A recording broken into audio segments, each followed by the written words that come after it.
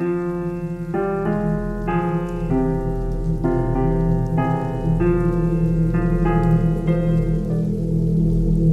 was 2018 New Year's Eve. If I remember correctly, it was on a Monday. I was living in my new apartment in Philadelphia at the time, and decided that I wanted to host a New Year's Eve party. Now, my apartment wasn't the biggest. In fact, it was just a 1-bedroom, 1-bathroom. But I still wanted to have fun and invited my friends over.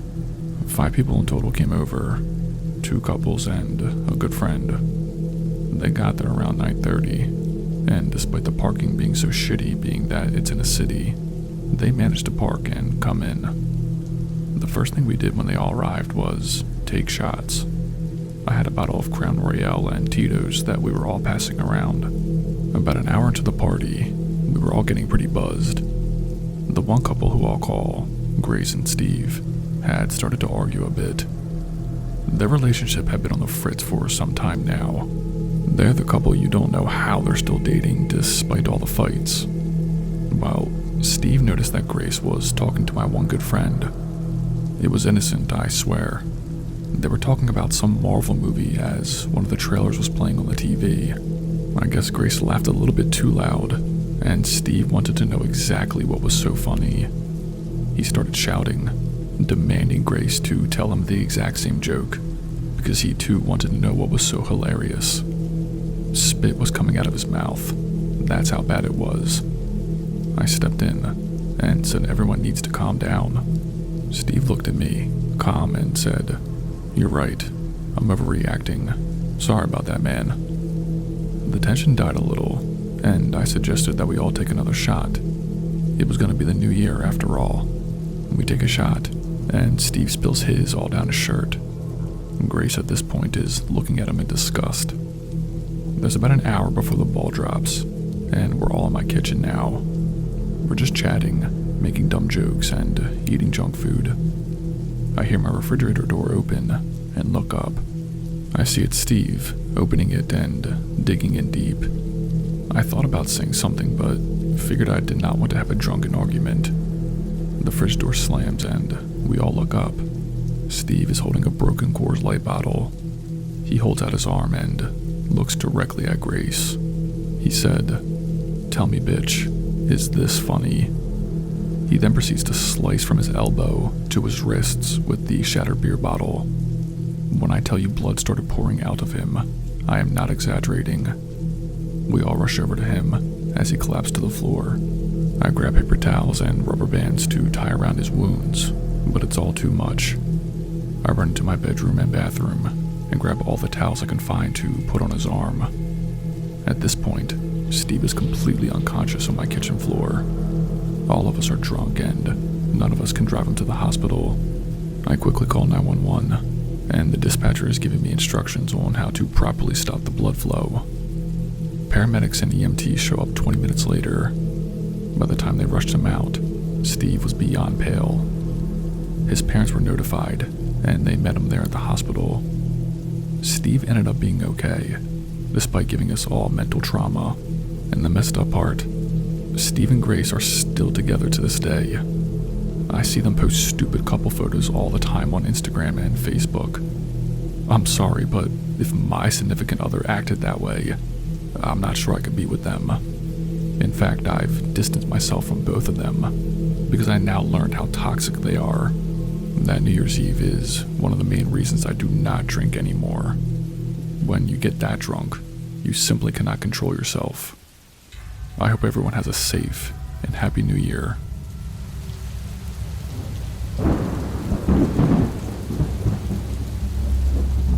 Last New Year's Eve, I returned home from a party my buddy was throwing. As much as I love a good party, I'm secretly a homebody and was glad to be back.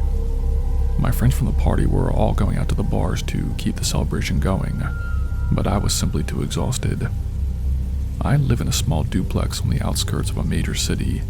When I got home, I put on my robe, sat in my living room, and started playing some Call of Duty.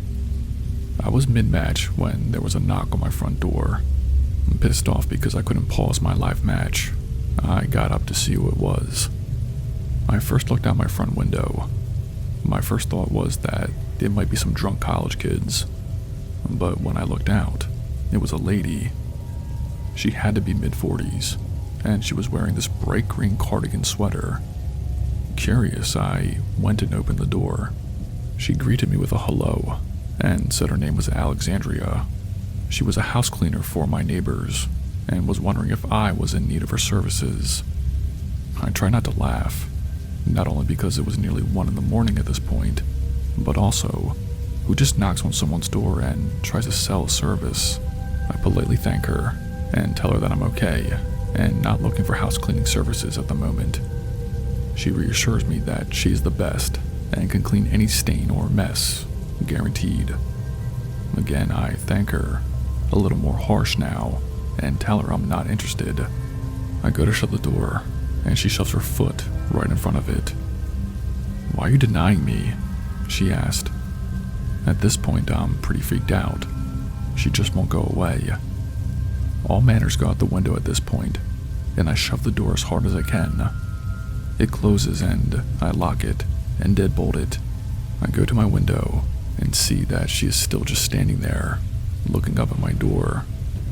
I yell from my window for her to get the hell away before I call the police. She looks at me, winks, and then walks away to a gray Honda Accord parked across the street. I even wrote down her license plate too, in case that came in handy, and watched her drive away. Now, at this point I can't sleep. I'm in my living room, gaming with some of my friends, explaining about the creepy incident. Maybe an hour has passed at this point, and I started to feel this cold gust of wind on my back. I turn around and notice that my front window is slightly open. Now, mind you, when I was yelling at the lady, my window was completely shut. I drop my controller and get up. I shut the window and look outside. The same gray Honda Accord is parked in the same spot, with the same license plate, except no one's in the car. Now I'm becoming super paranoid. I mute the TV and shut up. I was listening hard to see if I could hear any movement in the apartment. I didn't. I went to each room and looked, but I didn't find her. When I was done searching, I went back to my window and saw that the car was gone again. I felt like I was in some weird Twilight movie. I put duct tape on all my windows, and even put chairs and dressers in front of my door.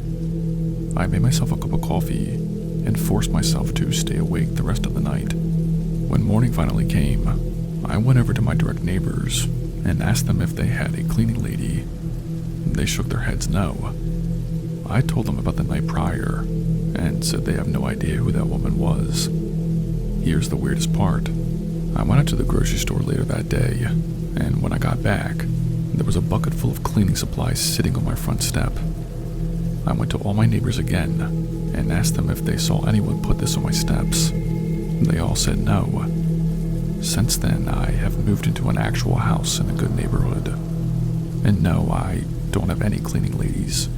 As for that woman, I have no clue who the hell she was, or what her real intentions were. Happy New Year's, everyone.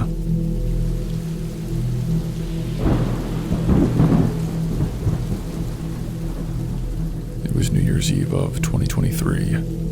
My good friend Alice was having a little get-together at her place, not even 15 minutes from me. She told me what the drinks were, which was hard liquor and seltzers. Those aren't my type of drinks, so I told Alice I would stop at the liquor store before I head over. There's a place close to me called Tom's Beverages. I went in, grabbed a couple of bottles of red wine, and headed to the register. As I was ringing out, the guy behind me offered to pay for my order. I'm not gonna lie, he was sort of handsome in a nerdy way, and as thoughtful as it was, I kindly declined and told him I could pay for it. The clerk handed me my receipt, and I headed out. As I was putting the wine in my back seat, I heard someone from behind walking to me. I turned around, and it was the guy who offered to pay for my order. He honestly scared me for a second. I even clutched my purse. He said he did not mean to scare me, and was wondering what I was doing for New Year's. I told him that I was heading to a party, and that I'm pretty late and need to get going, which was true. He laughed and said that sounded fun, and that he was also going to a party, and asked if we could meet up after. I might have given him a chance if he hadn't snuck up on me so suddenly. I responded by saying, "No thank you, I actually have a boyfriend and he's waiting for me." That part was a lie. He sort of cocked his head at me and looked at me up and down. As I was shutting my back door, he asked, "Are you sure you have a boyfriend?" Now I was getting nervous because of how persistent he was. Mind you, I was alone in this parking lot with a guy I did not know. I said, "Yeah, I'm sure I have a boyfriend, and he has my location, so I need to go." I was expecting him to grab me or something, but he didn't. I opened my driver's side door and got in. I drove out to the parking lot and noticed the guy now had his phone out and was aiming it at my car as if he was taking a picture. I ran into some traffic on the way to Alice's and got to the party about a half hour after the liquor store run. All of my friends were there, and I instantly felt safer being in the presence with all of them. When I arrived, all of my friends were asking me why I was so late. I told them about the run-in with the creepy guy at the store and the traffic I ran into. Most of them just laughed and even suggested I should have at least given the guy my number. FYI, it's a running joke about how single I am, and anytime my friends hear about me receiving male attention, they pounce on me. I ignored the remarks and just tried to enjoy the party. After the ball dropped, I was exhausted. I had finished one of the bottles of wine I brought, and begrudgingly took a few shots of whiskey, which I definitely regretted. Alice told me it was cool for me to crash on her couch for the night, so I did not have to drive home. As the party started dying down, I was saying goodbye to my friends who were taking Ubers home. About 4 of my friends were leaving through the front door when one of them, Sage, came running back in. She ran up to me and said some guy was outside asking for me. Confused, I peeked out the door, and there was the guy from the liquor store. He was standing on the sidewalk, looking up at me and gave me a wave. I literally screamed and slammed the door shut.